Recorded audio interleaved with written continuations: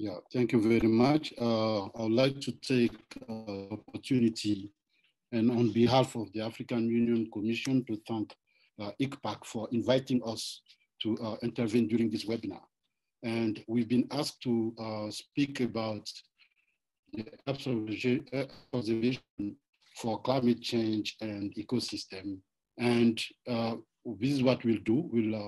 We'll avoid talking about the details, and our colleagues, our predecessors spoke about the details of the climate change, biodiversity, etc. And we'll focus our intervention on the Earth observation, the why, the what, and the how. What it is about in bringing Earth observation in the climate and ecosystem context, it is about observing, it is about analyzing, and it is about managing. You know, when we say managing, analyzing, and managing, we are talking about development of scenario, making decisions, looking at the impact, etc. Then, for the African specifics, we all know that the Agenda 2063 is the Africa we want, meaning an integrated, prosperous, and peaceful Africa. And the African economic pillars, it is about agriculture, natural resources, water, energy, blue economy, and digital infrastructure. And except digital infrastructure, I would say all of these pillars are taking advantage of the ecosystem, are taking advantage of our environment. Then we have to manage in such a way we assure the sustainability, but we also survive, meaning we increase and improve our economic, I would say, situation. But in doing that, we are facing global challenges, and these challenges don't belong to Africa only. It is about climate change and vulnerability. It is about disaster risk reduction, and it is about the post-2015 sustainable development. But what you can see, and what is very interesting here, is the fact that the challenges are multifaceted, interlinked, they transcend national boundaries, meaning they cannot be addressed by a government or by a single government. We have to work together, hand in hand.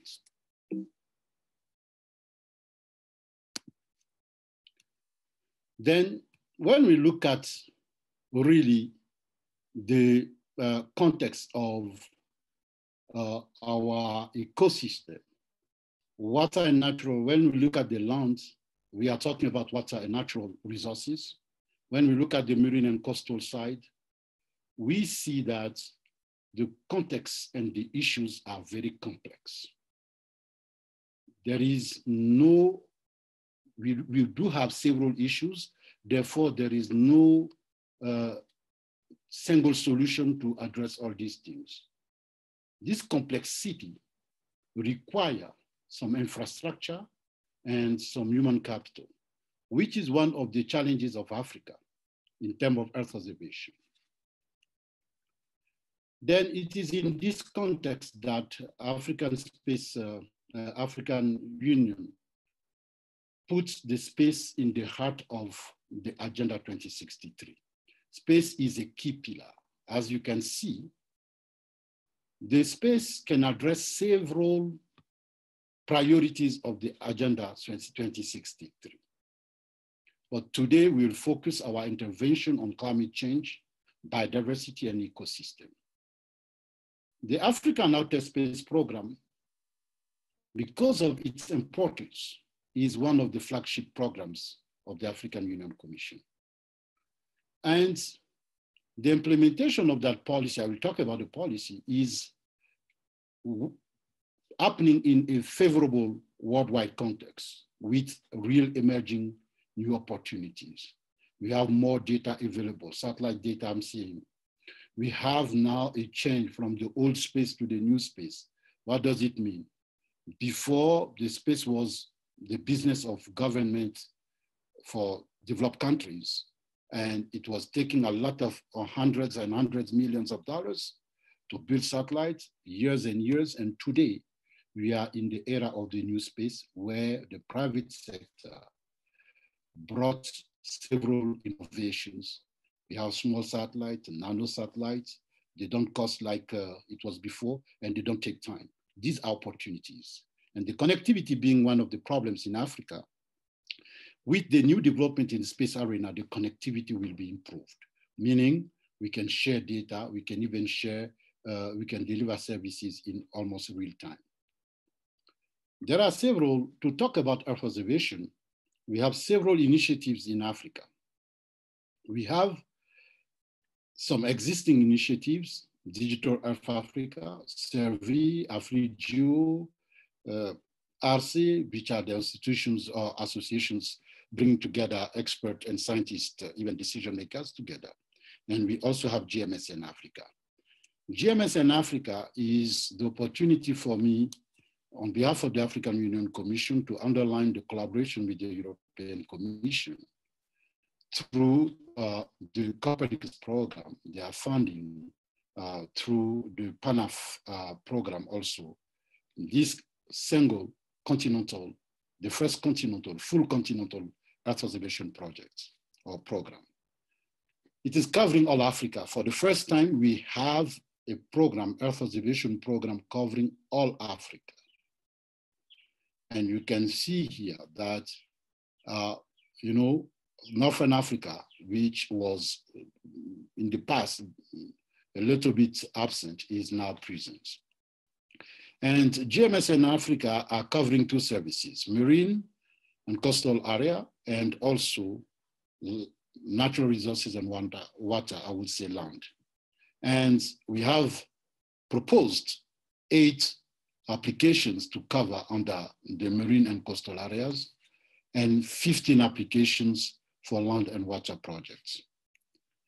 Now, what is the specificity of GMES in Africa? GMES in Africa is now moving to the new, I would say the new paradigm, the new philosophy, because we used to work in Earth observation community in producing maps, graphics, and stop there. We were stopping there.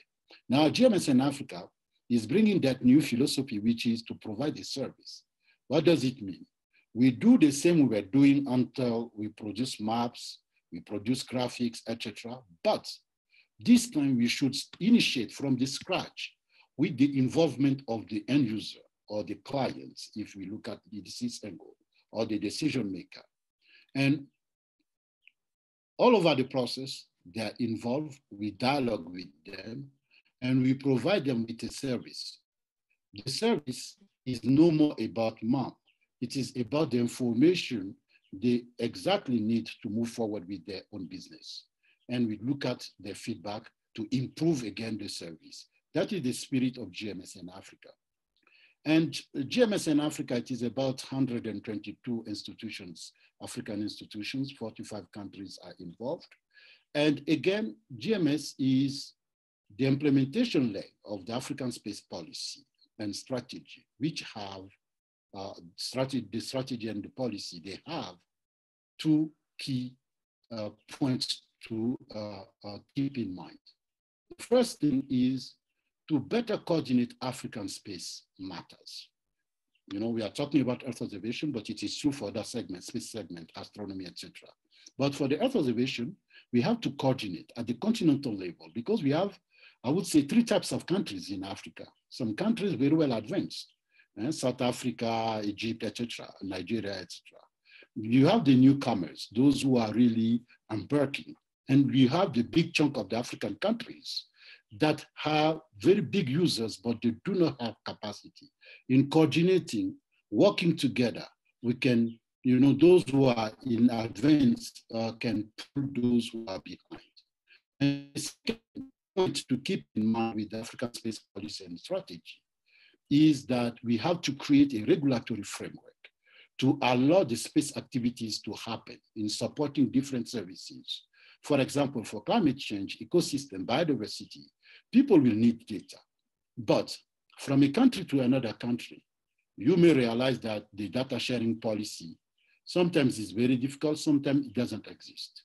This kind of regulatory framework will help in implementing in using Earth observation and other space segments for the sustainable development of Africa. Ways forward for Earth observation. I will not read what is there. As I was saying, the context now is more than favorable. For the process and the tools, we have the cloud computing, the Internet of Things, the open source artificial intelligence. In terms of space segment, we have new satellite. That is the example of the Meteosat third generation, MTG.